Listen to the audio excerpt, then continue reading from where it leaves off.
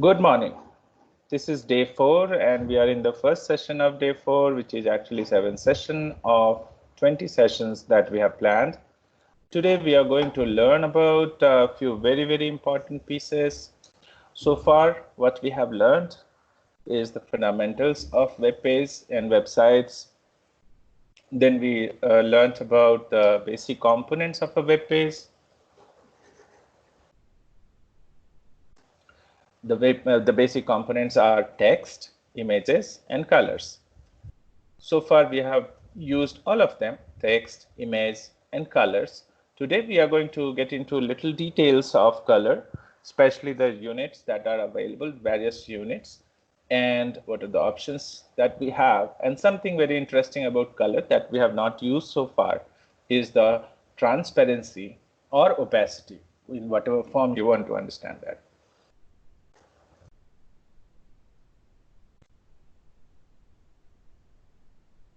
Then we will get into the positioning elements or positioning styles.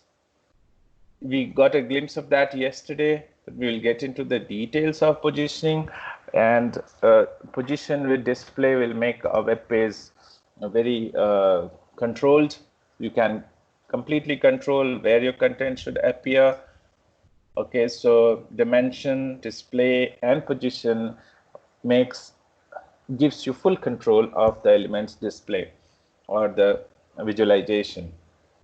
Then in the second session today, we'll get into some of the very important HTML elements, which are links, lists, and tables.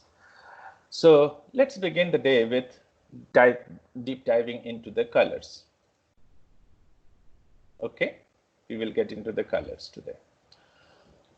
Okay, so we have already been using colors in two forms so far. One is the text color, which is the font color, and we have also used color in the background.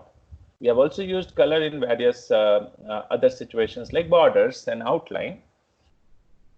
Unit of color is more or less same everywhere.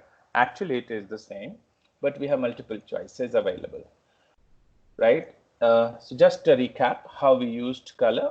We used color property to set the color of the text, and it can be defined or specified in one or the other form. We learned about 3 formats. One is the named colors like red, blue, green, gray, light gray, etc. And the second one was the hex values, okay, and where you are specifying the color in hexadecimal format, starting with hash and then 0 to FF, that is 0 to 255 for red, and then green and blue. Then there was Rgb unit, and in that you specify color using Rgb function, and then specify the value for red, green, and blue. There is one more unit that we will learn today, which is called HSL unit, and we will see what is that. We can also, yes, these were the examples that we did earlier. And we can also use colors in background. So to set the background of a text or an element, we use background -color property, and values can be specified in the same styles that we saw earlier. Named colors, hex values, RGB, and then HSL. Okay, so now let's take a look at the color units, and let's begin with the new unit, which is HSL and HSLA. What is this? The HSL unit is that stands for 3 things: hue, saturation, and lightness. Now these are different from red, green, blue, and it is little difficult for us to understand. So let's get into each component of the color unit and understand it in detail. Hue is what? Hue is the degree on the color wheel from 0 to 360. So you know, wheel is like a circle, and it will have a total internal angle at the center will be 360 degree. So each degree indicates the level or degree of the color. 0 indicates red. So from 0, the first 1/3 piece. So the whole wheel is divided into 3 pieces. 0 to 120 indicates red or closer to red. 120 to 240 indicates green and closer to green. And 240 to 360 or again 0. That's third portion is indicative of blue. So if you are specifying a value between 0 and 120, you can consider that closer to red. Lesser the value, more red it will be. Between 120 to 240, it will be greenish.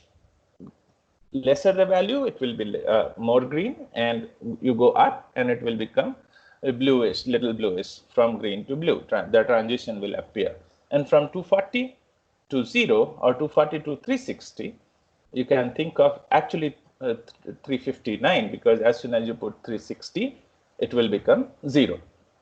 So 240 to 359, it will be bluish, and from blue it will again go towards red. So that's how hue or degree of color can be chosen. So that's the first part of this unit. The second part, saturation. It's a percentage value from 0 to 100, of course, and it adds a shade of gray. So it will lighten the color to some extent. So it will add a grayish look on the primary color. So primary color is specified by hue, and then you specify the saturation from 0 to 100%. And that is how you will specify the saturation. So 0 will make it lighter, and higher the value, higher the percentage, it will be deeper in color. Okay. Third part is lightness. This is also in percentage, and you can think of, okay, it is also specifying the degree of saturation, but it is different. It is black and white, so light or dark. Okay, the saturation is giving it a gray, a shade of gray, while lightness is making it lighter or darker. So lighter means whitish, or darker means blackish. So 100% is white, 0% is black. So you have to keep it low if you want to keep the color darker. Otherwise, if you go towards higher value, it will become lighter and maybe up to white. Okay, and that is HSL unit. The values can be specified like the value you see on the right hand side, H2 color, and instead of Rgb unit, we are specifying HSL. 0 indicates the red color because it is in the first portion of the wheel, and 0 is the initial value. 80% is saturation. That means it will be highly saturated and deeper in color relatively. 100% will be fully saturated. And 50% is the lightness. That means it will be neither too dark nor too white, so somewhere in the middle. So let us see the examples. But before that, we have another property coming, and another unit basically, which is called HSL and A. A is added here. What is A? A is for alpha. Alpha indicates the transparency, or in other term, you can say opacity, degree of opacity. So if you want to have a background which is transparent, or an image which is transparent, well, for image, there is an opacity attribute or property that we can learn separately. But here it is about color. So when you are defining the color, you can control the opacity also of the color. Okay, and that is for front color, back color, because this is unit of color. So you can specify this opacity in the front color or the color property, where the color is applied on the font or text. And if you are setting it in background color, the background will be little transparent or opaque. So degree of opacity is defined using the fourth value in the HSLA unit. And how is that specified? Look at these examples. HSLA 9, 100%, 64%. So the first three values are kept constant and opacity is being changed from 0 to 1. 0 means least opaque, that means transparent, fully transparent, and 1 means opaque, right? So it will be not at all, the background or things behind the color will not be visible. Let's see an example. Let me switch to the example and I will show you something.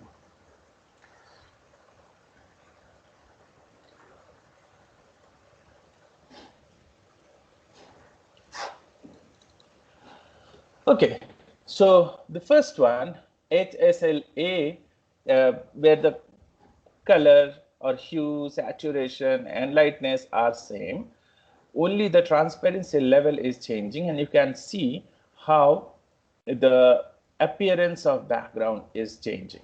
The first one, it looks like there is no background at all because it is fully transparent, and here it is not at all transparent. So this is how the degree of opacity or alpha makes the background look very different from each other. Alpha is a unit or a different property that is also available with Rgb unit. Okay, so let me see if I have more details on that. No. So I will show you the example of alpha with Rgb here. So the effect of alpha or the fourth property is same. Rgb stands for red, green, blue. So the first three properties are the value for red, green, and blue. 255 is quite high for red. That means it is reddish in tone. And then 99 and 71 is not making it fully green, fully red, but little different shades. So it's a combination shade. Okay, now alpha is making the difference. So 0 again means fully transparent, and it is the transparency is gradually reducing as the value of alpha is increasing. So it is becoming more and more opaque, and finally at value 1 for alpha, it is completely opaque, no transparency. So this gives you another way of specifying color and also controlling the transparency part of it, right? Cool. And we will use this opacity separately also. So we have a property called opacity, and that will help us a lot in actual web page creation. So opacity is another style which can be used to make the images little blur. So let's go back to yesterday's example where we were dealing with images. Let me take any example.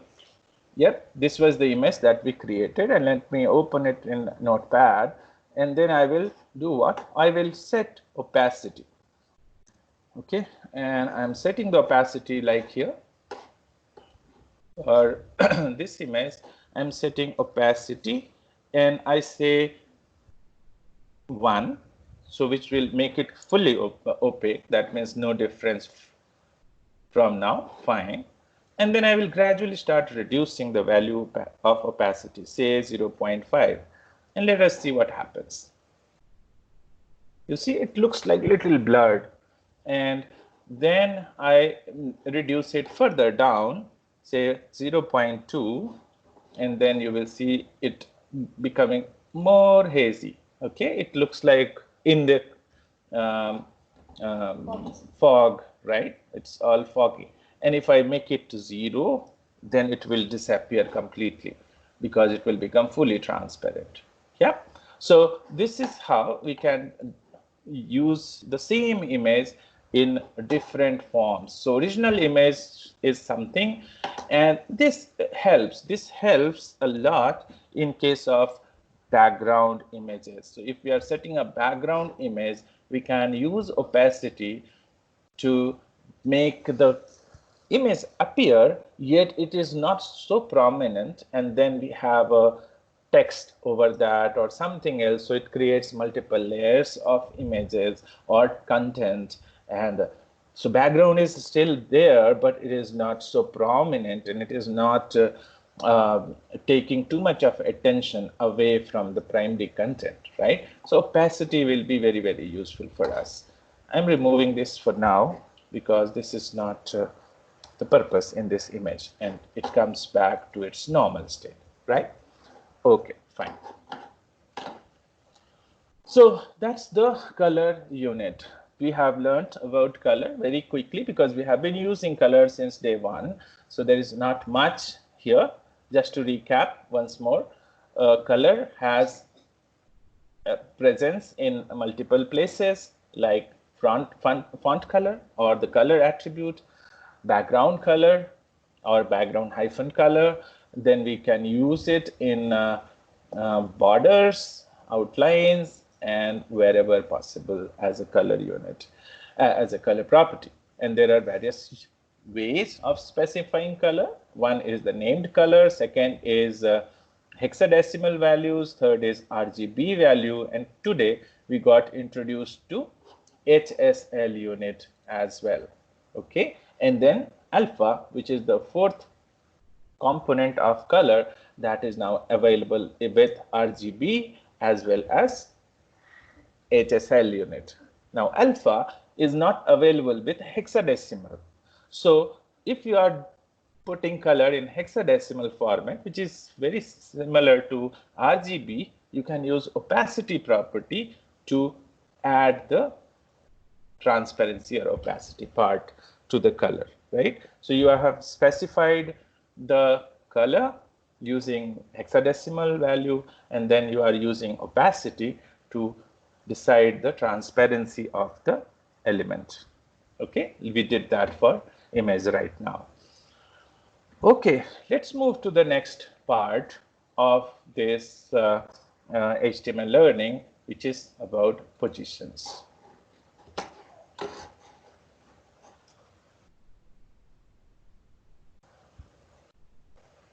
Positions. We took a glimpse of position yesterday when we were trying to apply outline, and we realized that outline is going beyond the boundaries of visible area.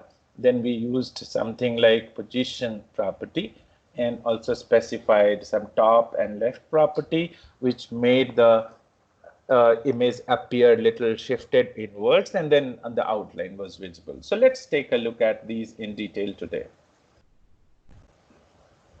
So the position property specifies the type of position or type of positioning method used for an element. And there are 5 possible values: static, which is the default, relative, fixed, absolute, and sticky. All of them are very, very useful, but we will take a look at them one by one. So the possible values are static, relative, fixed, absolute, and sticky. Each of them are treated by browser differently. And when you specify the position property and one of these values on an element, the browser will consider that, and then depending on the value for other 4 properties, which are top, left, bottom, and right, 4 properties, it will place the element on the screen, and it will be independent of its parent position, or it may be relative to its parent. How? That we will see in coming slides, and we will also look into the examples. Okay, so elements are positioned using the top, bottom, left, and right properties. However, these properties will not work unless the position property is set first. So even if you have specified top, bottom, left, right, if you have not specified position, then these will have no effect, because the static is the default value for position, and it does not consider top, bottom, left, right. It is like a usual flow. Wherever it is appearing in the code, it will appear, or it will be displayed as it is then and there. So these will be effective only if you are using it along with relative, fixed, absolute, or sticky. Okay, let's take a look at them through examples. But before that, let's understand what it means. An element with the first position value, which is the static, it is not positioned in any special way. So as I was saying, it will ignore the values of top, bottom, left, and right. So it is always positioned according to the normal flow of the page. So if there is a div and then there is another div, so one div will be placed, then next div will be placed below the first div. And if I have another div or another paragraph, it will be placed below the previous div, right? It's the usual flow. It can be blocks, in blocks, that is horizontal rectangles, or it can be inline, like a span or other text related tags like B, U, I, etc. So they are all positioned in the same line, one after the other. And that is the static positioning. And in that case, even if you have a specified top, bottom, left, or right, or all of them, or maybe few of them, all of them will get ignored, right? So static makes things work or get positioned as usual, as it appears in the page content, right? So remember this. So by any chance, if your top, bottom, left, right are not getting respected, take a look at the position. If you have not specified position, or if you have specified positions value as static, that is the main reason for ignorance of top, bottom, left, right properties. Fine. So we don't need to take a look at the example of this. Let's take the next value. The next value is relative. And that is what we used yesterday. So let's understand what it did actually. So it is going to position relative to its normal position. So suppose something is being positioned at 0, 0, top 0 and left 0, maybe because it is the first element in your home page, in your web page. So that's its normal position, 0, 0.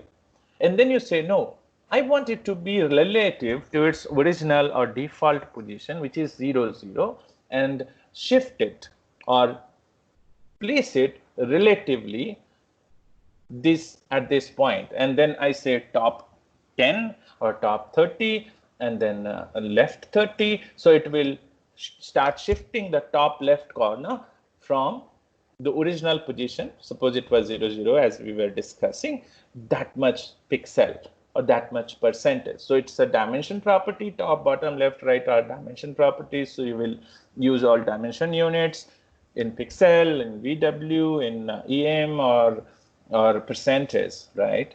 So you can specify any of these values and then the position will be calculated on the basis of top, bottom. Now, left and right is, again, you can imagine the left border and the right border, and top means top border and bottom means bottom border. So if you have all four properties set and by any chance the height and width of the element is not good enough, then it can be confusing for the browser to place it, because it may be possible that top is saying 30, bottom is saying 30. Now, these are confusing for the browser because if a top value is respected, the element will be positioned 30 down the original. But bottom is saying 30. That means it has to be having a margin between the bottom of its parent and its this element of 30. So it sets the margin between the parent and itself. So top, bottom, left, right are indicative of margin. Now, if 30 margin has been put up at the top and you are again asking it to put the 30 margin at the bottom, and that is not possible because it will pull it down and the top 30 margin will get distorted, only one of these can be respected, then top and left are given priority. Okay, so you will see such situations. Let's do some example around that. So let me create a new page and I create a div. Okay, and I don't need to really put a content, but I will put I am a div so that I have something visible, and then I will start using style to make it visible. So to make it visible, let me first save it so that it starts showing in a different way. And I will say ex4, say how many examples are already there? 3. So I will use word 4. Okay, right, now it is appearing like an HTML. Okay, and it will start giving me suggestions too. Style. So first thing first is border. Border will make it appear like a box. So I will always use that for indication where it is appearing. All right, so let's take a look at this first. How is it appearing? So it appears like this. Okay, I have not specified height and width, so it is occupying the whole width and height as much as it is needing. Fine, that's the first thing. Next property is top and left. So let me put a value for top, say 30 pixel, and see if it made any difference. No, it is not making any difference because I have not specified position, and for position static, which is the default, it is ignoring the top property anyway. So I will now put position relative and see what happens. So now you see it is shifted downward. Okay, now what I will do, I will, instead of top, I will say bottom. So from bottom, it should have a margin of 30 pixel, and you will see a difference. It will suddenly appear at the bottom of the screen.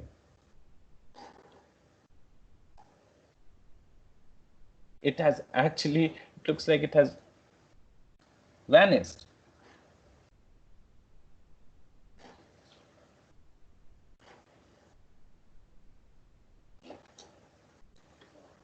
Okay, so let me make it little more. So maybe it will appear again on the screen. Maybe because top has not been specified, so bottom will not work. Let me bring it back. Top 330 pixel, and we'll work on that anomaly a little later. So top has come, and then I also specify left, and I say left is 100 pixel. Okay, so it will be shifted rightward too. Fine.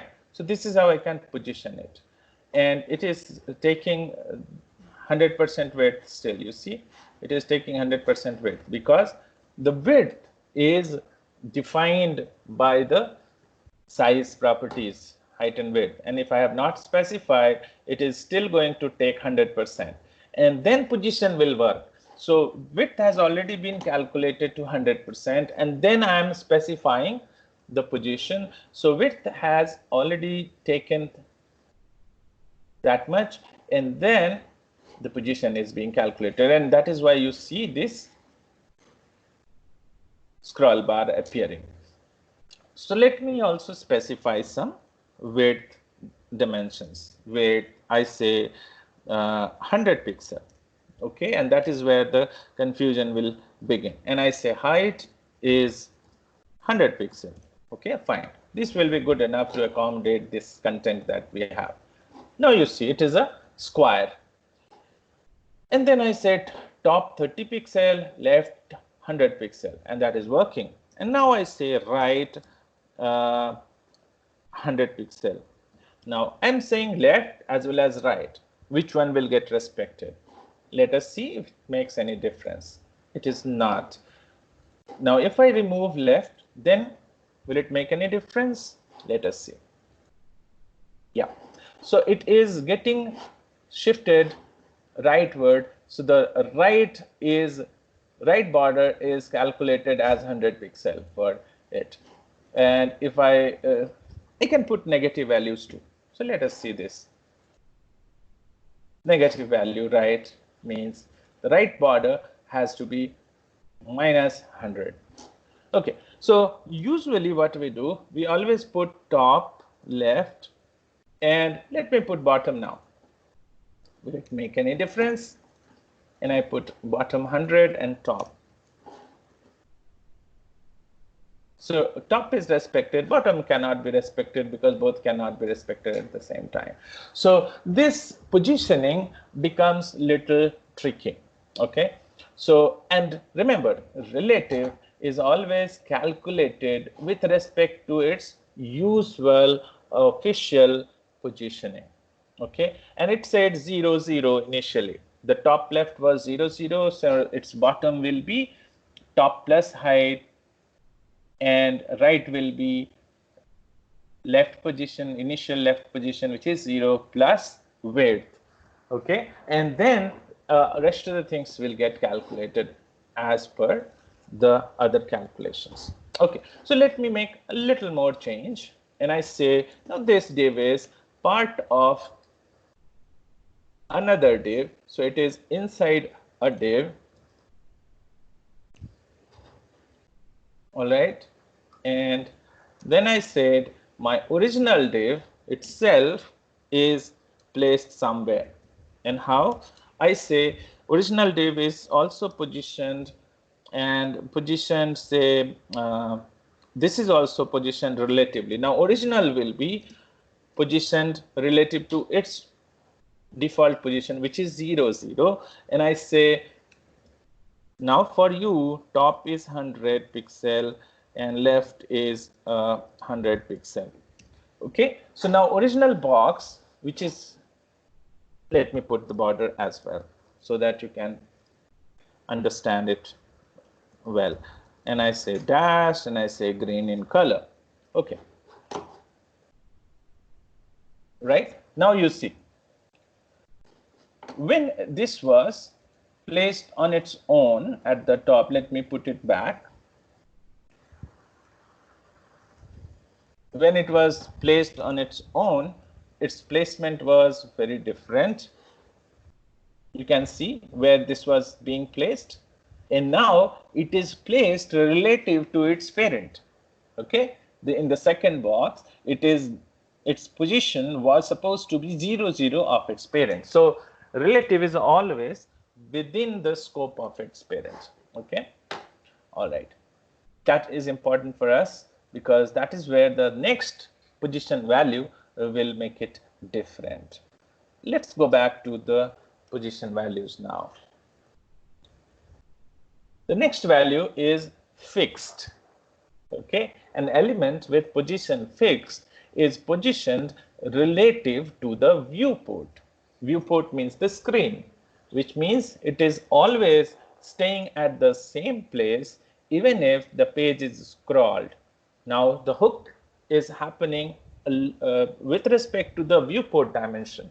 We just observed that if an element is placed inside another element, then its position will be calculated with respect to the position of its parent. And if the position of parent is already different, then the relative will be calculated based on its parent's 0, 0. Okay, parent's top left corner. But fixed, when I say position fixed, it does not respect the parent's positions or parent's left top corner. It just gets calculated with respect to viewport, the screen itself. And then it gets attached to the same position forever, even if this whole page is getting scrolled here and there. Okay. So let's go back to the example and we will see how it makes the difference. Okay. So this was our example. Let's, can I do some formatting? We can.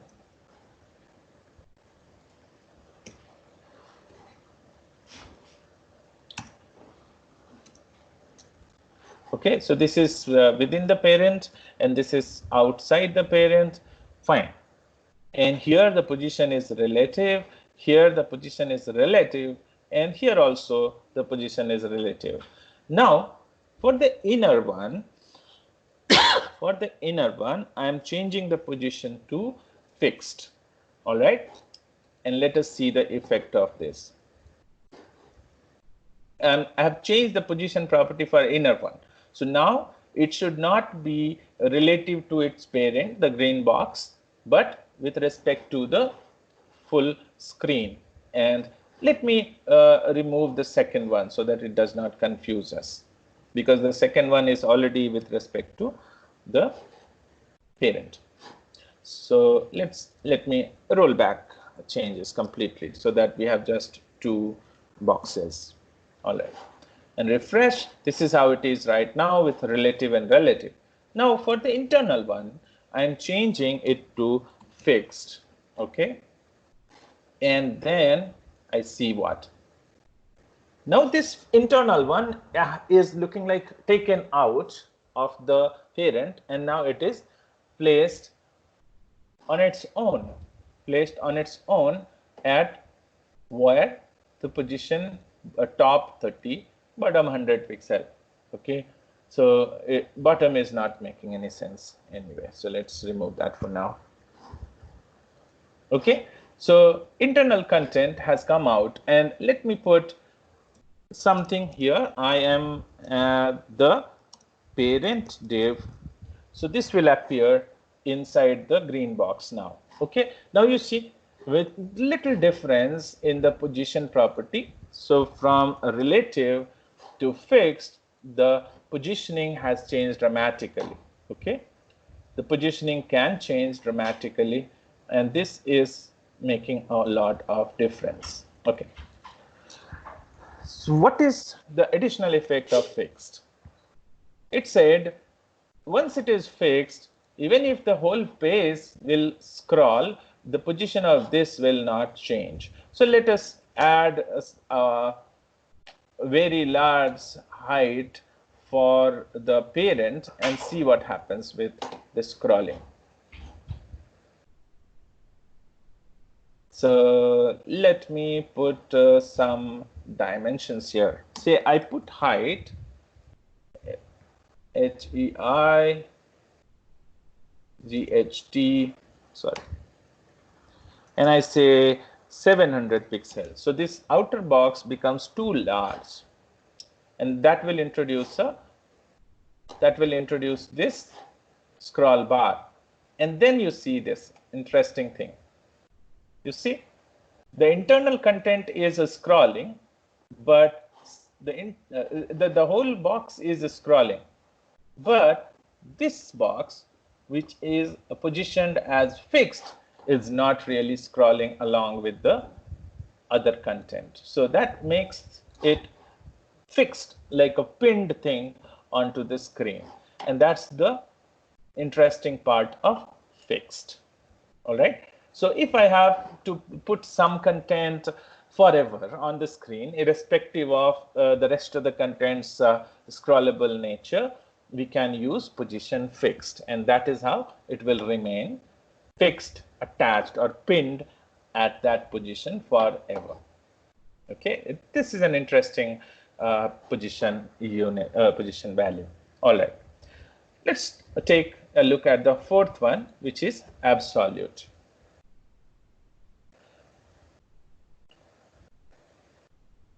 So what is absolute value doing?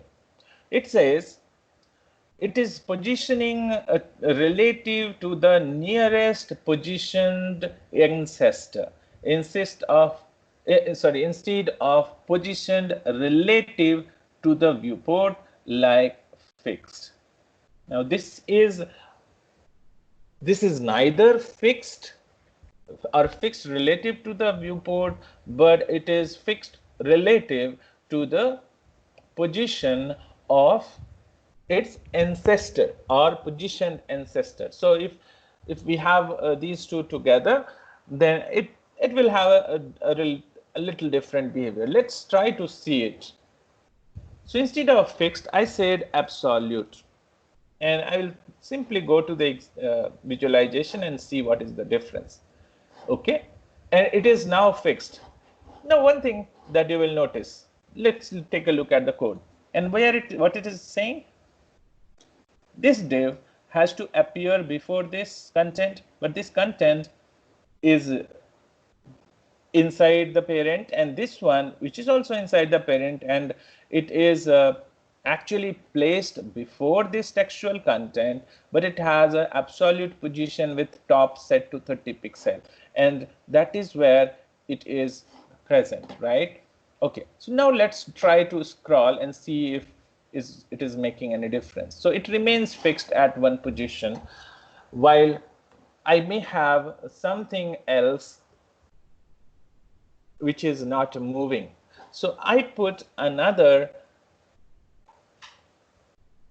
it looks like a relative positioning, right? It looks like relative to its parent.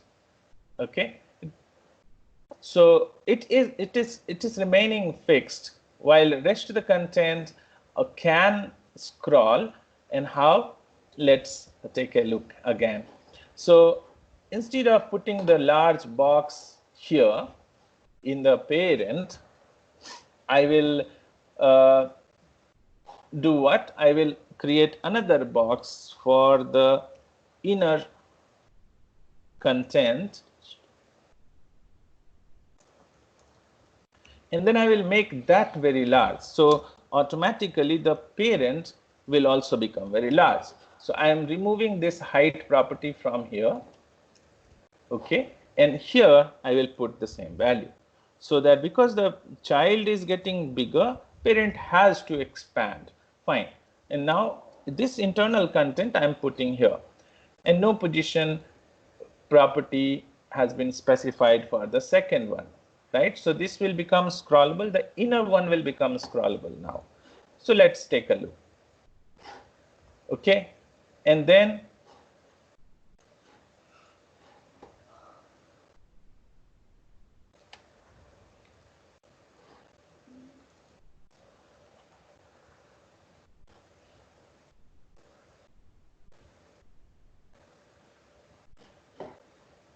is it making any difference?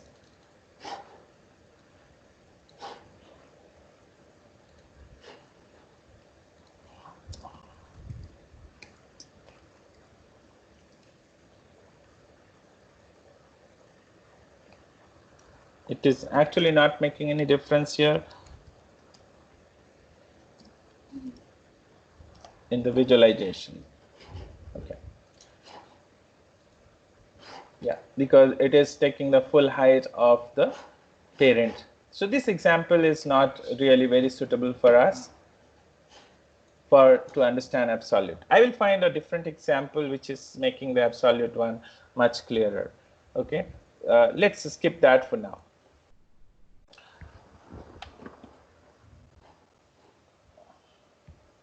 But it is very much closer to fixed. Okay, all right. The fifth one is the interesting one. It is a mixture of relative and fixed. It is said sticky. So it remains relative for some time, and then it becomes fixed. So sticky said it is based on the user's scroll position. What it does, a sticky element toggles between relative and fixed. So for some time it will behave like a relative, and for some other time it will behave like a fixed, and it depends on the scroll position. So it is, if it is position relative, it is position relative until a given offset position is met. Now offset position is what?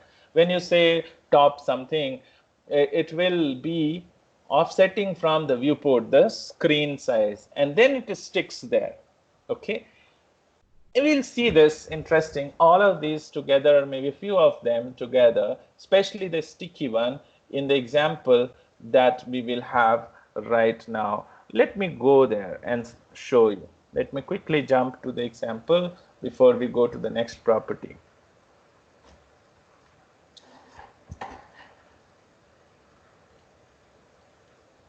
Okay, here I have this skeleton page for now, which I will be using going forward, maybe tomorrow, to make it better and start applying all the knowledge that we have gathered. So something that you see, the whole content is scrollable, but this part is fixed. So it scrolls for some time, you see, and then it gets fixed. And this is happening because this section is positioned sticky and the rest of the content is still scrolling, and then this remains sticky. You can see the source code right now, and this is the div which remains sticky, positioned sticky, and top 30 means as soon as it is hitting the top from the viewport 30, it will stop scrolling further. Okay, so let me make it little more complicated. Let me go to the example's actual code. Okay, here is the code, and so it has a h1 tag at the top, and that is how this is normally positioned at its own normal flow, like static flow. Okay, so to make this h1 little bigger, what I can do, I can specify the size. So let me put up a style, and I say in that style height is equal to say 200 pixel. Okay, so what will happen now? The page will appear a little different, and this begins from 200 after 200, right? So this is appearing after 200 pixel height, but here the top for the sticky is still set to 30 pixels. So when I will scroll, it will keep scrolling upward, and as soon as the gap becomes 30, it will stop scrolling, while the rest of the content will continue to scroll.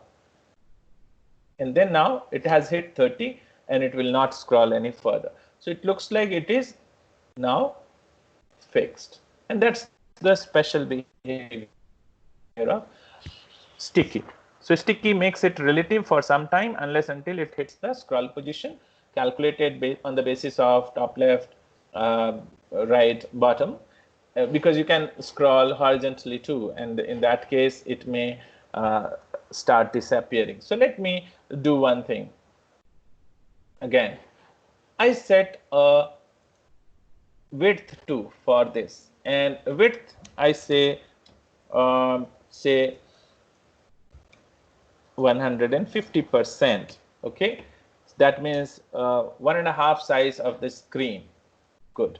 So what will happen now? It will also bring a horizontal bar, but now it is scrolling horizontally without any sticky position because there is no sticky value put up on the horizontal side. Now I say stick right in this. I have top, and I say right to say 30 pixel or right also. Then what happens? So it is now at 30, and I say scroll. Will it make difference? No, it is not. So I have to choose the values appropriately for horizontal and for vertical, and then it will remain stuck there forever, right? Because it has still not reached the 30. Okay, so sticky makes a lot of difference for us in appearance, and we'll have to choose the values correctly. Fine. So let's go back to our example, and let me roll back the changes that I have made in H1 because that is something that we will use in future. All right. The next property. So this is about the position. So position 5 properties, and we can use them appropriately, and then we can position the element as per our need and preference. The next important property is overflow. That is for the overflowing content.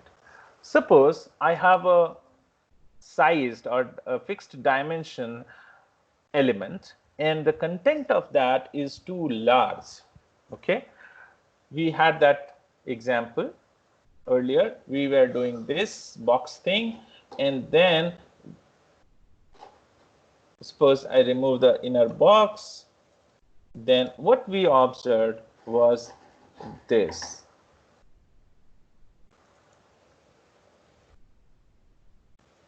You see, the outer box has come out of the inner box, right? So let's close all other examples and then focus on this. So inner box has no dimensions put, and outer box has no height fixed. Okay, no dimensions given actually, but inner box has a dimension, and then it has an absolute position too. Now if I remove absolute position and I make it appear like static, so top will be ignored, will it make any difference in the appearance? Let us see. Right now this is contained within the parent, fine, but I have to choose, say, a situation where it gets out of the parent's content. Let's make it simpler. Let's not use this complicated example. Suppose I have a div, and this div has a fixed dimension. Let's begin with that. Style, and I put up the dimensions. So height is, say, 100 pixel, and width is also 100 pixel. Okay, and it is okay for now. It will appear, it will not appear, it will not be visible to us unless we put a border. So let's put a border first to make it visible. 1px, a solid red, my favorite color. So it appears fine. Now I start putting the content, and I just put some content from and I just keep typing. Okay, it's rubbish, but I'm typing, and I start typing it again and again. Okay, fine. I have put up a lot of content inside this, which may be too much for the height and width of this screen or this section or this element. Let's see. Right. So the box is there, but the content is too large for the box. This is an overflowing content situation. Now in this situation, we can control the appearance. If the content is too large for the space that is available, that is what is called overflowing content condition. And what we will do with the overflowing content, that is what we can decide by overflow property. Okay, so let's see what are the possibilities. Overflow is the property to control what happens when the content is too big to fit into an area. Okay, when you have a fixed dimension element where the dimensions are not adjusting itself as per the content, then what to do with the extra content? The values, possible values for overflows are these: visible, which is the default, and that is how everything is shown. Even if it is going beyond the boundaries, it is still visible. But that looks ugly. You see, it is too ugly for us. I mean, we have set the boundaries here, but the content is going beyond that. So we want to do something. And the next best thing for us will be scroll, so that we put or we get a scroll appear all around. Okay, and then we can always scroll leftward, rightward, or up and down and see the content. Fine. So let's go to the code and start applying that style. So let me break this up so that it is visible clearly to us. Properties. Okay, and I say overflow. The default was visible. and I don't want to keep it visible. So the next common option is scroll. Now what happens with the scroll? It creates a scroll bar, and it depends. So you have the scroll option and you can see the whole content. Now with scroll, there is a side effect. What is that side effect? Suppose I have almost null content or something which is adjustable within the body. Suppose I have just this much content and I have set the overflow to scroll. It will still keep the scroll, and it is still keeping the scroll. Suppose I have only this much which is accommodable in the height and width fully. Okay, no wrapping needed. Fine. It will still maintain the scroll. So when I say scroll, overflow scroll, it will always put the scroll bar irrespective of the size of the content, and that looks a little ugly, right? It looks ugly, and it is also using the space unnecessarily, and it is not so nice for the eyes. So can I say, well, put the scroll only when it is needed, otherwise don't put it. Okay, so for that the choice is auto, right? So it is similar to scroll, but it adds a scroll bar only when it is necessary. So it counts or calculates the content, and if it is overflowing, then only it will put the scroll, otherwise it will not. So I will change this overflow to auto and then see it. Did I save it? No. So now the scroll disappears, and then as soon as the content goes beyond the content space or available space, it will put the scroll. So let me now put more and more of content. Okay, and I just start duplicating this so that I go horizontally and vertically more. All right, and then I come back. Now it brought the scroll bar. So lesser the content, accommodable, fine, no scrolling. But if it has gone beyond the capacity, then it puts the scroll bar. All right, so auto is more commonly used and rather most commonly used value for overflow. So it gives your screen or element a nicer look. If it is enough to show the content, it just takes that. Otherwise, it will put the scroll bar. But if you don't want the extra thing to be visible, you have an option to say hidden. And when you do hidden, it will show the content only that much is visible by default. So it is like clipping, and rest of the content which is not visible or not accommodable horizontally or vertically will be clipped.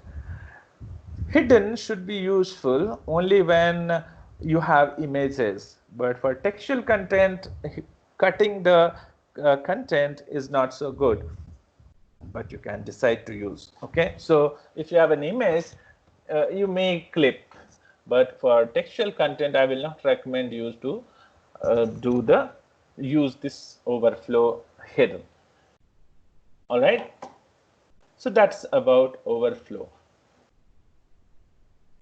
You can also specify overflow X and overflow Y to be very, very specific what you want to do if the content is overflowing horizontally or vertically. X indicates the horizontal overflow and Y indicates the vertical overflow. So you can specify one of the four possible values for overflow X or overflow Y depending on what you want to do. All right. Then we have the float and clear. This becomes useful in some situations where we want to have content floating. Floating means it's like a surface, and something can float over that surface. So when you have to have that behavior, then you will use a property called float.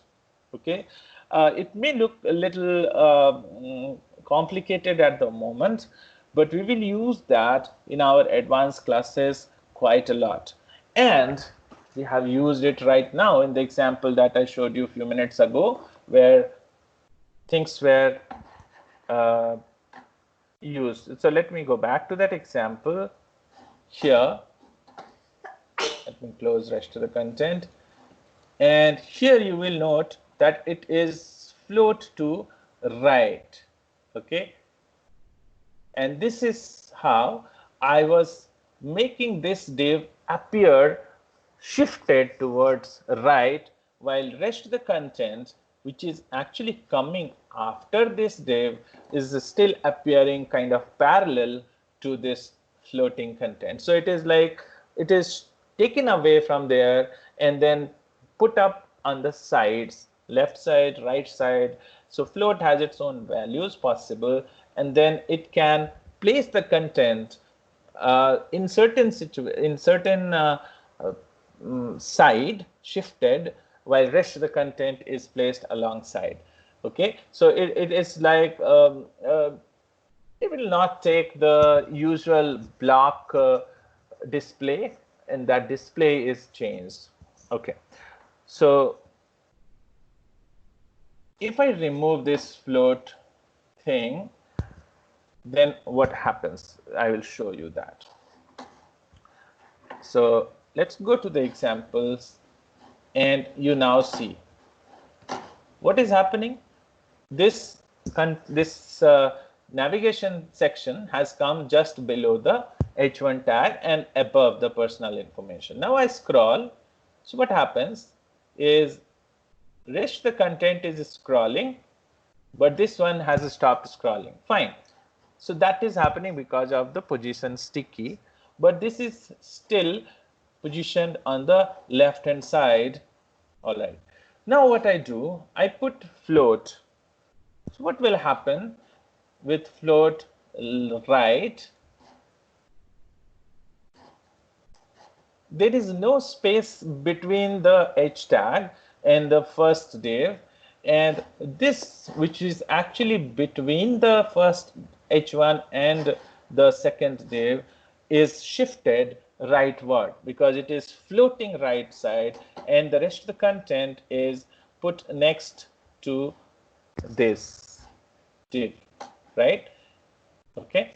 Now let me do one more thing, and if I say you don't have to float right, instead float left, then what happens? So the next content of this, which is after this div,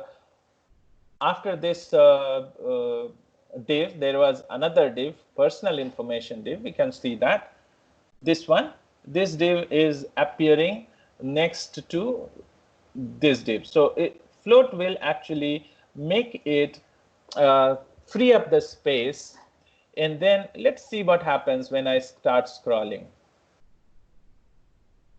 Right? So it's the same behavior as we see. So it can be understood better if you put a border around the divs. All right. So I'll not get into the details of this right now because it may look a little complicated, and I don't want you to see anything complicated right now, but it will be quite useful when we will get into the grid layout, etc. Bootstrap is a technology which we are not going to cover in this course, but that is using the float quite a lot to create a grid structure on the screen. Okay, that's just a hint, and we are not probably going to use float a lot. Now, effect of float is cancelled out by using the clear property. So I'm just keeping it here only for knowledge. You don't have to worry too much about float and clear. So float is used to position and format the content so that the content is floating for around, especially when you have an image and text together. You know, image is a block layout, and if you have an image and next to that you have a text, then they will appear one over the other. Image will appear and then the text will appear. But if you use float for that, then we can make it look better. And we had image examples also. So in our next session we can take a look at that. All right, I will not spend time on it right now. In coming sessions we will use it. Okay. While clear is actually to cancel the effect of float, and it has to match. When you are using clear, it must match the value of float, otherwise the cancelling will not happen properly, right? It's, as I said, it is just for knowledge for the time being. Once we start using it properly, it will be much clearer to you.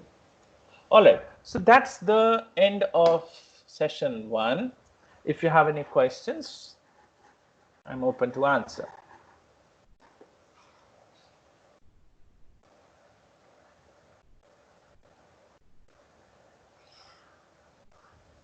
No questions? Okay. So in our next session, we will learn about a few of important HTML elements, like I have been telling: link, list, and table. Tomorrow, and that will give us the full knowledge of creating websites, right? All important tags, all important styling. Tomorrow, what we will do with all of this knowledge, we will enhance the page that you saw just now. Okay, so let me change this to right for the time being and come back to the page.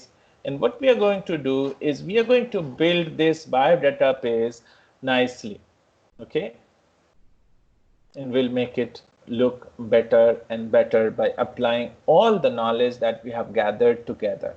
All right, so after a break of 5 minutes, we'll come back and we will look into the 3 important HTML tags. Thank you so much.